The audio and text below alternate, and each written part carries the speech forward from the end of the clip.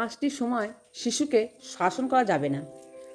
ঘুম থেকে ওঠার পর শাসন করা যাবে না, বাইরে থেকে ফেরার সময় সেও করা যাবে না, খাওয়ার সময় সেও তো করা যাবে না, রাতে ঘুমানোর আগেও শাসন করা যাবে না, বেড়াইতে নিয়ে গিয়ে সেও করা যাবে না। এই সময়গুলোকে শাসন করলে শিশুর মানসিক বিকাশ বাধাগ্রস্ত হতে পারে।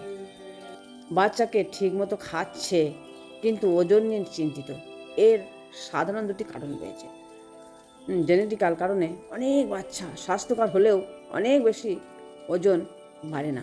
তবে সময় বয়স অনুযায়ী ওজন ঠিক থাকলে চিন্তার কিছু নেই।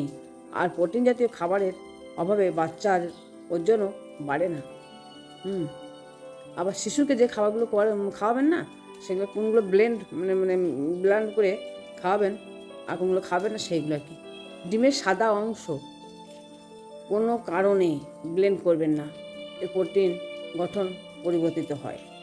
আপেল ব্লেন্ড করবেন না, ব্লেন্ড করলে ফাইবার ভেঙে যায় এবং রক্তে শর্করার পরিমাণ দ্রুত বেড়ে যায়, আর বেড়ে যাওয়ার স্বাস্থ্য ঝুঁকি থাকে। পালং শাক ব্লেন্ড করলে এর অ্যান্টিঅক্সিডেন্ট গুণাগুণ কমেও যায়।